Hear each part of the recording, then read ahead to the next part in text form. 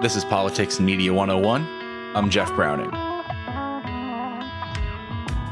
Throughout the COVID pandemic, the scientific community around the globe has made incredible advancements, even as many societies have found it difficult to communicate that science to the public, as the virus and our understanding of it have evolved. Dr. Eric Topol is a scientist, a doctor, professor of molecular medicine, and one of the most prolific science communicators on Twitter. We spoke with him about testing, vaccines, how our policy responses have fallen short, and how we can fix them going forward. As a reminder, all of our events are taped 100% live. Anyone who wants to can join to ask our guests a question. For a schedule of live events, as well as past episodes, and a chance to sign up for our very special newsletter where you'll get a weekly best of delivered right to your inbox, please visit our website, pm101.live. Our next episode coming out this Friday will feature Dr. Seth Jones, Director of the International Security Program at CSIS, talking about the specific equipment Russia has moved to the borders of Ukraine and sharing his crystal ball prediction for how things could unfold there in the days ahead. If you're listening on your phone or on a computer, go ahead and hit the subscribe button to make sure you don't miss out. Without any further ado, let's roll the tape.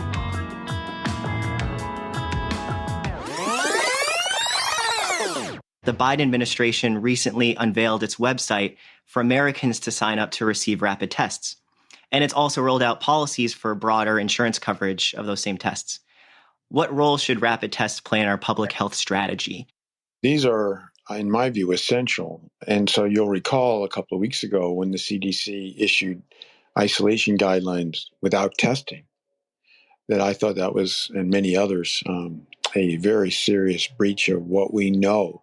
We know the rapid tests, in fact, help diagnose infectiousness, unlike PCR, which just tells you you're infected and you may not be infectious. If you do that for 2 days in a row, starting around day 5, the UK starts day 6, and other countries have been relying on 2 days negative, then you are no longer considered infectious. But we haven't used that guideline here in the United States, and it's really unsettling. Beyond that, the rapid tests are exceptionally helpful in screening a person for getting on planes or going to work, gatherings, especially with Omicron, right around the time of when this gathering is going to occur, like within an hour, half hour even. So that's where they have their great value, is helping to guide people out of isolation, helping to screen people who are about to be gathering. Over the holidays, we saw how much demand there was for these rapid tests, how quickly they were selling out of stores. And it seems the FDA hampered the ability for rapid antigen tests to get to market in the United States, setting a high standard for sensitivity that seemed to be unsupported by evidence. Earlier this year, or last year, they revised that sensitivity standard for rapid tests. Is there still more that stands in the way to getting effective tests to market in the United States? Well, yes. I'm glad you mentioned that, because we only have a limited number of tests that have gotten emergency authorization. People have heard about Binax, iHealth, which is the dominant one that's going to be part of this government giveaway of the 500 million tests. There's just 3 tests that are part of that 500 million. But Europe has over 80. Asia has at least that many. So we have a very limited number of tests. And because we are such a big country, getting 500 million tests out there for free, they'll be gobbled up and used in no time. That's just barely a dent in the need. So you need to have a lot of manufacturers that can make them at scale. And of course, you need the data to back up the validation that they have very high level of accuracy. Unfortunately, for most of the pandemic, the FDA was holding these rapid test companies hostage to the PCR. But that's essentially idiotic, because they're measuring something very different. The PCR is just measuring whether you are, as I mentioned, infected, whereas a rapid antigen is looking at a protein to see whether or not you are likely infectious. So that was a big mistake. That's why we have such a limited number of manufacturers to make rapid tests at scale. Mr. President, what's your message to Americans who are trying to get tested now and who are not able to get tested and who are wondering what took so long to ramp up testing? or it didn't take long at all. What happened was Omicron virus spread even more rapidly than anybody thought. If I had told you 4 weeks ago, on a day-to-day basis, it would spread by 50, 100%, 200%, 500%. I think you would have looked at me and said, Biden, what are you drinking? But that's what it did. Our objective is to continue to increase accessibility and decrease costs. And if you look at what we've done over the course of time, we've quadrupled the size of our testing plan. We've cut the cost significantly over the past few months. Okay, so why not just make them free and give them out and have them available everywhere? Should we just send one to every American? Maybe. Then what happens if every American has one test? How much does that cost? And then what happens after that? You wrote in February 2021 about how we should invest in strategies to produce a broadly protective, variant-proof vaccine. What is this strategy, and what does it entail? Yeah, well, this is a very exciting path that we should be further along than we are. There's lots of other parts of this virus, and all the vaccines that we have today are directed to only one part, which is the spike protein. But we know through retrieving the antibodies that people make, rare people, they make these potent antibodies that take down, various parts of the SARS-CoV-2 virus. They inactivate different parts of the receptor binding domain, spike protein, and even outside that. They're so-called broad neutralizing antibodies, BNAbs, as we call them.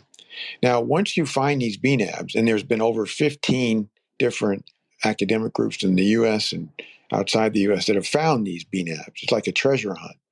Once you find them, then you can make a vaccine that produces these broad neutralizing antibodies that are so incredibly potent.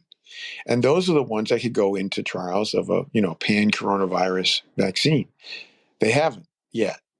The only work that's been done is finding the BNAbs, but then making the vaccines depends on getting manufacturers like Pfizer, Moderna, J&J, and all these other companies. And we don't have that lined up.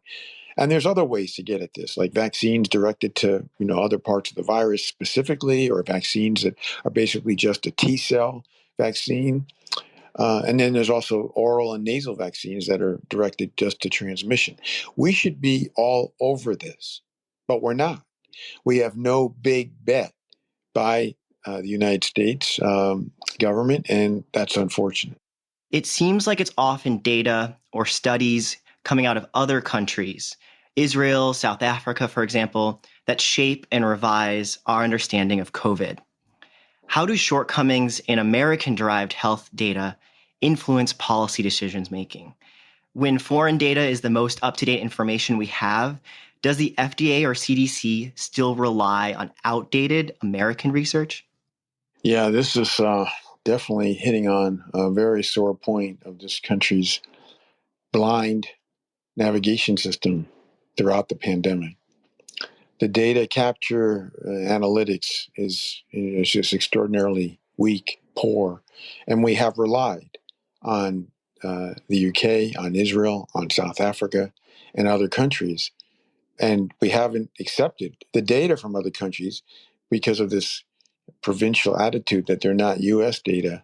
But in fact, we don't have U.S. data, and it's unsettling. We could, if we put in the resources to get it. We know that that would be possible, but we just don't have it. And this has been instrumental, for example, in determining about the need for boosters, when to give boosters, which strain, Delta and Omicron, how well they hold up against whether it's infections or hospitalizations. All these data come from other countries.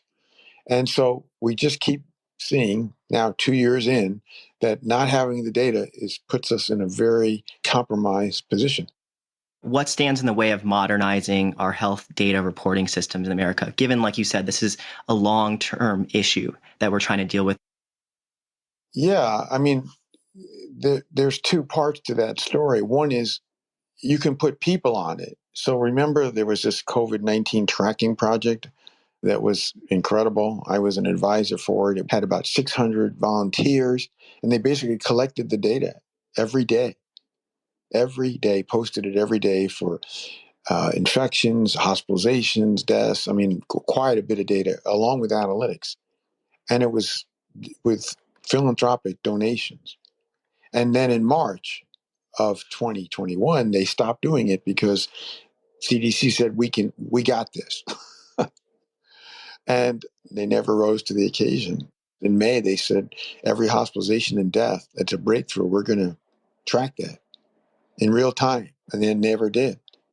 In the meantime, you can put a lot of people, young volunteers, and get the data that you need by basically contacting every county, state, if need be, every day to collect all the data. The HHS has the authority to mandate the data collection, but they've never done that, critical data elements that we need. Now, the other question you're saying is, how do we fix the data mess that, unlike Israel, where every single person's electronic health record can be used to get weekly reports, or the UK that has exquisite reports, and so many other countries, Denmark and others. We have nothing. We have no reports because our electronic health records are not coalesced. We have a very fragmented health system. It appears that even with vaccines, COVID-19 will be with us for a long time. How and when should the government shift its strategy from pandemic to endemic? Are there observations or conditions that need to be communicated to reassure the public? I think what we need, firstly, for messaging to the public is unity of that message, singular, consistent voice. We don't have that. We have serious infighting between the different agencies. The boosters, the president comes out, makes an announcement in August, and then has to change it at least 5 or 6 times within the ensuing days because of the infighting. First, it'd be all adults at 6 months, then it'd be 5 months, and it'd be 8 months, then it'd be certain vaccines, then it'd be certain age groups. Maybe we don't need the vaccines at all. That was all because of infighting. The recent isolation guidelines, infighting. The mask, N95, KN95s, KN94s, infighting. Back in February of last year, the CDC director said the teachers can not be vaccinated. We can open our schools. That's not an issue. And then the White House said, no, that's her personal opinion. Well, we just can't have that kind of messaging in this country. It has to be in the midst of a crisis that our government and its agencies are trying to manage. There needs to be one voice, which is evidence, science based. And the HHS is the agency that oversees all these federal agencies, and they should have this coordinated. But the leadership there hasn't shown up. Can we talk about the role of the institutions in America, how they've kind of coalesced and how basic science has been important in this? For example, research on AIDS influencing the coronavirus vaccine, and even just long term, do you see innovations from the coronavirus vaccine development bring us closer to breakthrough for AIDS or better understandings for other diseases? We keep talking about silver linings, right? This is perhaps the biggest, that the science was advanced here remarkably with the mRNA delivery, now tested in billions of people, literally. We know that this is, remarkably safe and effective way to get a messenger RNA into the body, to not have the inflammatory reactions that were the concerns years ago, and to get this effective response. So what this has done is not just many different infectious diseases that are moving forward with mRNA vaccines, a long list, in fact, but also not just infectious diseases that we talk about autoimmune diseases, cancer, cardiovascular, neurologic. So it's opening up a whole new platform to deliver a intervention or prevention, and it's exciting. How should we think about our existing scientific institutions in dealing with future biomedical challenges? Like, what has COVID exposed as biggest challenges that may potentially holding us back, but that we need to really unleash to have a robust American innovation system here? The science overall has been just extraordinary, American and, of course, through international. The science cooperativity, reporting, sharing data. It's coming together like you've never seen and faster than you've ever seen. The good part about that, it shows how things can really move fast because historically, the reporting and sharing of data in life science has frequently been slow. And, the journals can deliberate for many months about, getting reviewers and revisions and, final posting. So we're seeing accelerated science like never before, and that's a good thing. That will help us in the future, that it can be done. It can be done quickly. We've also seen some gaffes and mistakes about the way some things got published, but that's a very small part of the progress that's otherwise been made. Now we're going to get to our founder of the club, Justin Higgins, for the first question, and then we'll go to Dr. Dan. Justin, you have a question for Dr. Eric Topol. I looked at the Biden administration and I figured competence was going to come back to the White House to deal with this pandemic. But we continually see issues where there's not enough tests. The CDC guidelines came out and then they had to be revised. So I guess my question is, should the Biden administration have not appointed a career politician to HHS in the middle of a pandemic? And should they have appointed somebody with medical experience? Let me first, if you will, defend the administration in one aspect. The two strains of the virus that we've confronted in the past year, Delta and then Omicron, are far more formidable than what was in the first year. When we make comparisons of 2020 and 2021, keep that in mind. If we were still dealing with the ancestral strain, the pandemic would be over a long time ago. But the virus evolved. The problem is the administration didn't evolve, as you're getting at. So they have the White House response team is, basically headed up by a capable person, Jeff Zients, but he has no science or medical background. The HHS secretary, who I already mentioned, oversees FDA, CDC, NIH, is a attorney general from California who specializes in his ability to bring down healthcare fraud, but has no background and has not shown up. So early on, when you see that you have a cabinet member who is not participating in a pandemic, the biggest healthcare crisis that we've confronted in who knows how long, right? Some will argue 100 years, some will argue decades, but nonetheless, he doesn't show up. How long are you going to tolerate that? I know people are concerned and things are moving quickly, so let me step back and sort of tell you where we are. So we have announced today that we have about 73% of cases now are projected to be Omicron. And we anticipated this because this is what we've been seeing, this rapid rate of rise in other countries. And what the president announced today is really all of the preparation and work that we're doing right now to address what we're anticipating with the Omicron variant here. So, increasing support for hospitals, increasing access to testing, increasing capacity to do vaccinations. Next, we'll go to our audience here, Dr. Dan, and then after Dr. Dan, we'll go to Dr. Atusa. Dr. Dan. Eric, it's been a while. Great to see you here.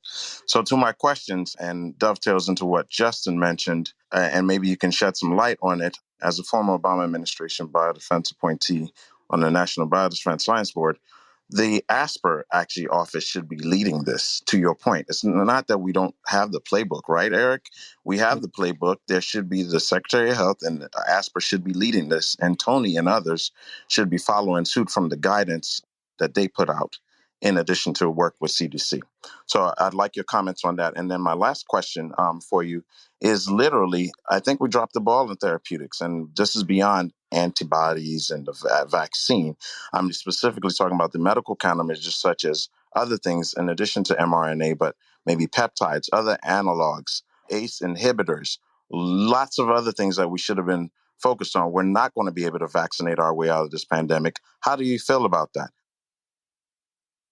Thanks for your comments and questions. Well, firstly, I'll start with your last part of your question, which is the non-vaccine strategies. We're talking about pills or drugs that take on the virus, inactivate it, stop it in its tracks. So my understanding is back last July, Pfizer went to the White House response team and said, we got this pill later named Paxlovid that we're putting in clinical trials. We designed it specifically for SARS-CoV-2, and we think it's going to be really effective. And the administration said, well, we're not going to put in a big order at this point. We'll wait for the data to come out, which took till November. So and it takes months to crank out tens of millions, hundreds of millions of doses, and that's why we don't have any, or hardly any, in this country right now. So the big bet was on vaccines, and it was not the only bet, but there could have been a big bet put on the pills. There was the Pfizer pill and the Merck pill, and and also one that's still waiting for trials from Roche, but that wasn't done. Now you're also touching on these other treatments like the decoy, the ACE2 decoy, which is an infusion, where basically instead of the virus binding to our cells, it binds to the decoy. These are variant proof. These are non-immune system relying strategies. So unlike monoclonal antibodies or vaccines, you got to have an immune system or an immune path to use to make them work. Here, it works across all variants, right? And that's why the pills are so good. The one thing we learned from the monoclonal antibodies is that it's very hard to set up infusion centers. And so the idea of having a pill that you could take twice a day for 5 days and very quickly get 90% of your load of your virus out is really appealing without having to rely on infusion centers. So that's why, pills, small molecules really are exciting. And unfortunately, now we have one. We know of one that's 90% reduced hospitalizations and deaths, but we just don't have the pills. It's incredible. Now, the other thing you point out is, the Secretary of HHS, which is Javier Becerra, should be managing the pandemic, should have mandated the data collection for every hospitalization and death, should have mediated any infighting. So there wasn't any. Where is Mr. Becerra? Where is Mr. Becerra? He's a no-show. And either he should resign or he should show up.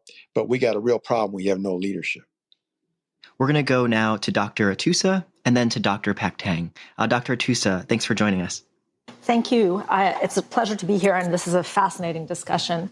I'm Dr. Atusa Kourosh. I'm a pediatrician and a pediatric immunologist, and I also have a background in public health. And I was actually finishing up my public health training when the flu epidemics of 2010 and 11 hit. And I just remember a kind of response that, frankly, I haven't seen during this pandemic.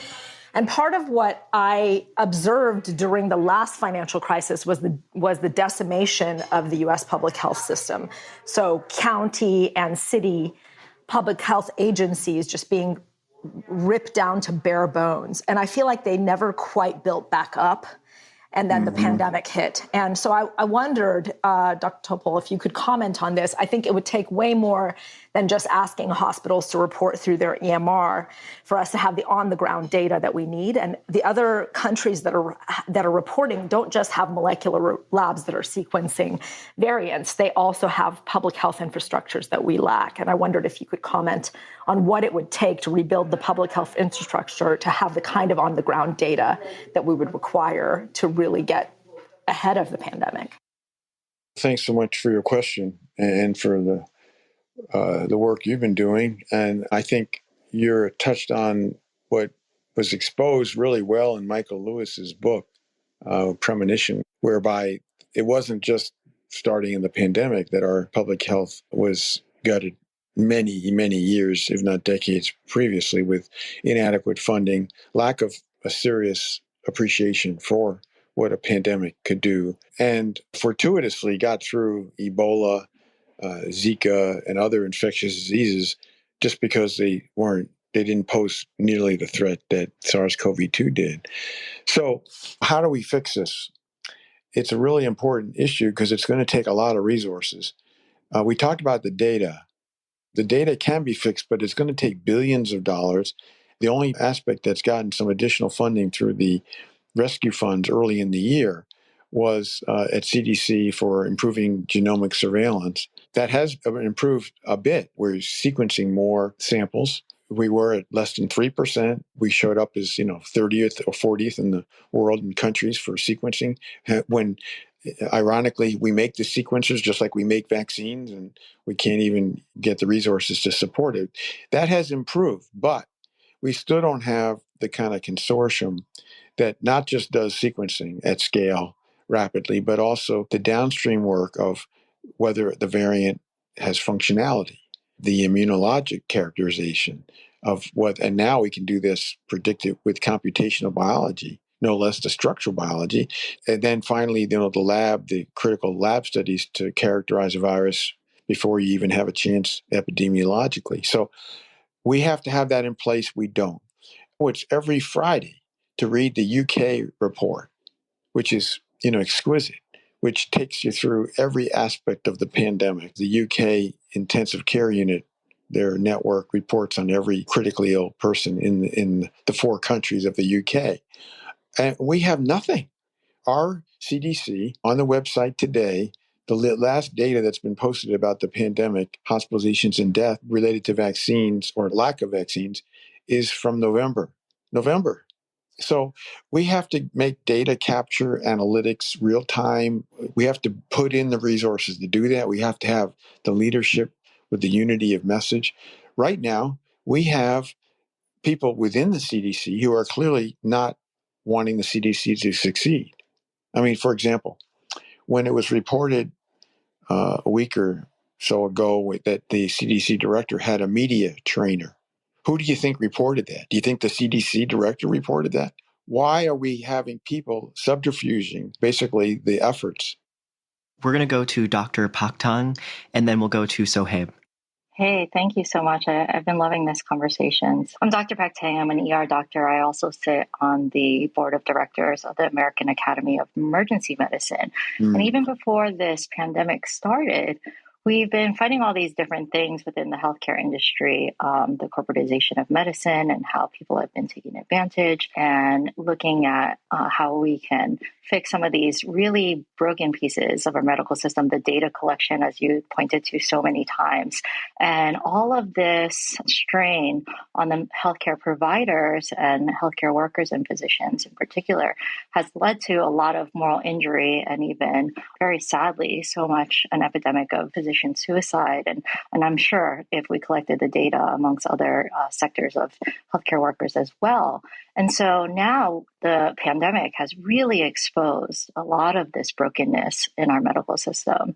But at the same time, we're fighting the pandemic and doing all the things we can. And really, with now encountering new problems, so many of which you described here. How do you see, and we know, right? We know that moral injury, depression amongst healthcare workers, all of these things, people are quitting en masse. So what do you see as some of the first steps we can take to address the mental health toll on the healthcare workers when it was already so significant even prior to the pandemic? Yeah, well, great points. And you have hit an area that is more than troubling, of course. In the first part of the pandemic, it was clear the government didn't have the backs, nor no less administrators, hospitals, with respect to having the protective gear and looking after the healthcare workforce. It was just taken for granted, and it was just incredible. Not only that, but any healthcare person, clinician that spoke out, they could face getting fired or suspended. And talk about freedom of speech and trying to make the situation better, as they were trying to. So that was kind of the color of the first part of the pandemic. We've had many hospitals and health systems throughout the country strapped, and our healthcare workforce up against the wall, and certainly mentally, physically stressed profoundly. And it's still a stigma about admitting that depression, mental health issues, we don't have the support needed for them as we should. We have a general lack throughout the country. To me, one of the biggest issues is that most health systems are managed by people with financial backgrounds and interests, not clinicians. So they don't really understand the mindset. And the whole idea is, why did we go into medicine? Why did we make this our profession?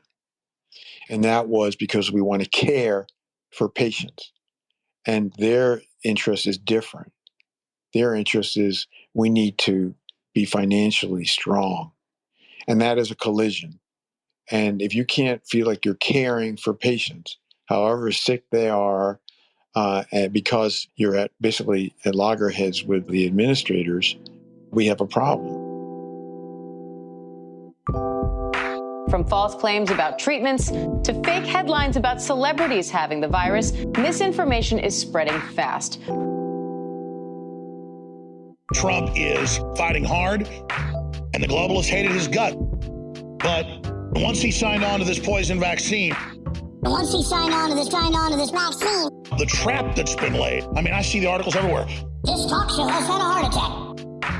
Conspiracy theorist Alex Jones received a cease and desist letter for hawking unproven products. Officials are warning the public not to fall for fake cures peddled by some companies and individuals trying to scam consumers with their claims.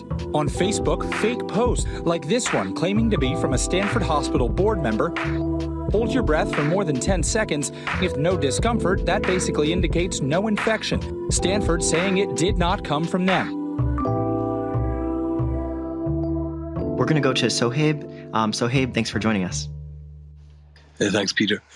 So my question would be, with kind of the 2 years of the pandemic, how are you seeing kind of AI and digital health change? And has there been an acceleration which is positive for healthcare generally and specifically for COVID as well? Now you're gotten to my favorite topic. AI has been somewhat disappointing during the pandemic. There were high hopes that that capability might be transformative. It really hasn't clicked. It did help with at least one of the drugs that was discovered early as a repurposing drug, a JAK kinase inhibitor, which has been approved and does have a therapeutic effect in hospitalized patients with severe COVID.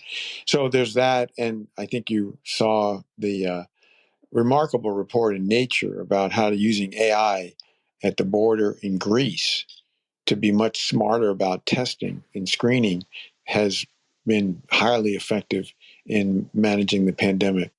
The next phase of AI is really relying on this so-called multimodal AI, where you're taking data from multiple sources. So let's say many sensors, many different sensors, continuous high-frequency data, using recurrent neural networks there, but you're also coalescing that with other layers of data, like the electronic health records, potentially from many different health systems, with the person's genome, with their microbiome, with their environmental exposome data that can be picked up through sensors, and many other layers of data. So that is really where this field can go, and it's very exciting, but have to say we're still in the early days of AI, whether it's intra-pandemic or well beyond. Let's go. Be really quick to John, and then I'll pitch it to you for a last thought. Thanks, Eric. So I have three short questions I'll cram into less than a minute. The first one has to do with T-cell research. Why aren't T-cell studies required for candidate vaccines? Second is around disinformation. Why isn't there better research emanating from the VAERS database, because that's being used by anti-vaxxers routinely? And the third question is, why do we still not have a common mechanism of tracking and reporting on long COVID because of its long impact in society? I actually led the team that did the design and deployment of the health record and the analytics that resulted in the recent report from Southern California. But absent a definition of long COVID that is accepted, it's very hard to report on it. So those are the three thoughts: T-cell research, disinformation, long COVID. Yeah, those are three biggies. Thanks, John. You really got your finger on the pulse here. T-cells, we've learned how incredibly important they are. And in fact, if it wasn't for them, we wouldn't have this remarkable Omicron booster protection from hospitalizations and deaths, which is just been confirmed today, 90%, and more coming out on that tomorrow. So T cells are so damn important. They should be routine assessment for any vaccine candidate. I couldn't agree more with you. Misinformation, disinformation, I say we blew it there. We knew this was a big issue. We knew we had a big anti-vax and anti-science group in the United States. Many studies have proven that bad information, misinformation, travels much faster than truth through the internet. These campaigns are funded and organized, and we have done nothing. We have done nothing to counter this. So why didn't we have from day one a team at the White House or wherever you want to put it, which were the fact checkers, kind of like the Trump fact checking every day for CNN, and put out and the Hall of Shame, whether it's, Tucker Carlson on Fox News or somebody who's appearing on Joe Rogan or whoever it is, call it out, get the facts out so the public knows, right? And it's never been done. They just let it continue to fester, and basically why we are the leading country of not only misinformation, but reluctance to get vaccinated and reluctance to get children vaccinated and boosters and on and on and on. Using masks. I just can't. Our whole pandemic performance is so much indexed to the mis and disinformation, lack of counter. The third thing you asked about now was a long COVID. And our efforts there have been relatively weak. I mean, yes, we finally got $1 billion of funding through NIH to do long COVID research. That's now ongoing. But it took a while. I mean, the UK, you moved much quicker. Other countries did as well. But even with that, this has turned out to be a very difficult entity to study because it's a mosaic. Some people, it's much more immunologic. Some people, it's much more things like autonomic nervous system and other major symptoms. But we have no treatment. We know vaccines may or may not be helpful. It looks like they may to prevent or even to help treat. But we're in the early phase of long COVID understanding, unfortunately. We should be further along, but it just wasn't taken seriously from the get-go. I want to thank you just one last time. We're more than grateful that the work you do to communicate science on Twitter and keep us well appraised of what's going on. So thank you so much. Well, I really appreciate it. Every single question was spot on, terrific, and really fun conversation for me. So thanks so much for having me. That's all we have for you today. Huge thanks to Dr. Topol, to Peter Chow for filling in for Justin during the interview, to our audience for their questions, and to you for being here. Again, as a quick reminder, all of our events are taped 100% live. Anyone who wants to can join to ask our guests a question. For a schedule of live events, as well as past episodes, and a chance to sign up for our very special newsletter, where you'll get a weekly best of delivered right to your inbox, please visit our website, pm101.live. Our next episode coming out this Friday will feature Dr. Seth Jones, Director of the International Security Program at CSIS, talking about the specific equipment Russia has moved to the borders of Ukraine and sharing his crystal ball prediction for how things could unfold there in days ahead. If you're listening on your phone or on a computer, go ahead and hit the subscribe button to make sure you don't miss out. This has been Politics and Media 101, produced in partnership with Clubhouse. I'm Jeff Browning on behalf of Justin Higgins, our co-founder, and our team. Thank you very much for being here. We hope to see you and hear from you soon.